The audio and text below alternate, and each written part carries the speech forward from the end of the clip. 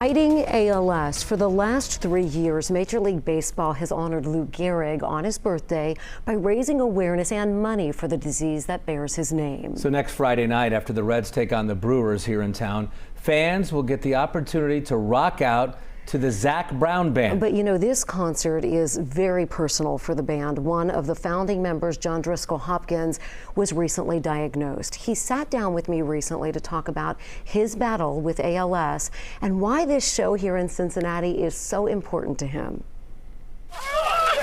Almost 10 years ago, we were all pouring buckets of ice over our head to raise money for ALS. John Driscoll Hopkins was one of those people.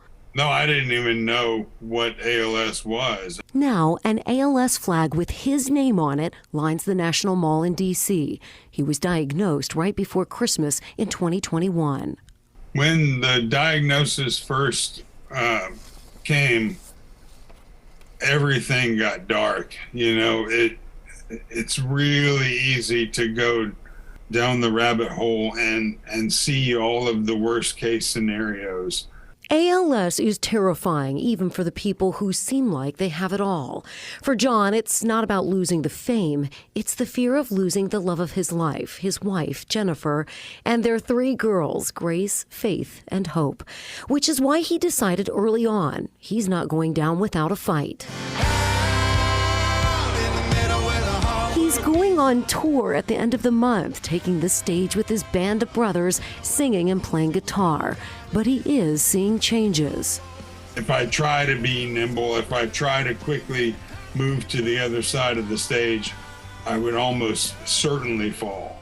And the frustrating things with my digits, you know, they work and they do what they're supposed to do, but they don't do it nearly as quickly as they're supposed to. So even my parts on stage have had to be modified. Since making his personal fight public 1 year ago, his foundation, Hop on a Cure, has raised more than $1 million for research and finding a cure. John says it's simple. If we can find a cure for AIDS, why not ALS? 30 years ago, HIV was in the same thing. It was hopeless. And now we have a way for people who have HIV to live a normal life. Until then, he'll do what he's always done, play music. When the Reds honor Lou Gehrig on June 2nd, he'll be singing the national anthem all by himself. As long as I'm able to keep doing that, I will. I like to say, as long as I'm singing it, I'm bringing it. John Driscoll Hopkins is living life the best he can. His favorite song these days, one he wrote years before he was diagnosed. I decided to live.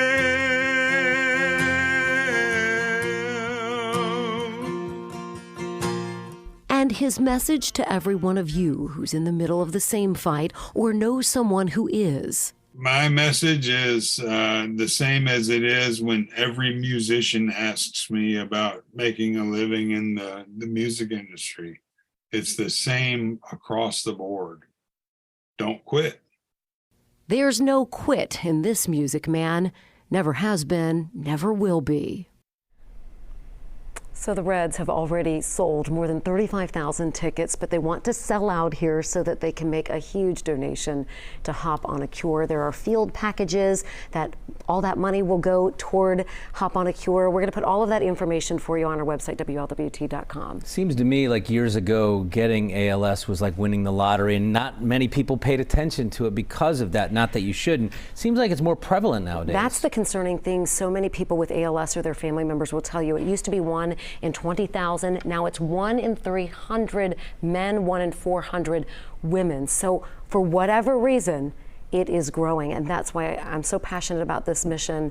And so, of course, is John and his friends and family and the members of Zac Brown Band. Well, Cherie continues to shine a light on ALS, trying to give more opportunities to those folks to find either a cure or at least drugs that they can use to feel better or head in that direction. Remember, the band is coming to town. Buy those tickets, and I know she'll have more when the band comes to Cincinnati as well.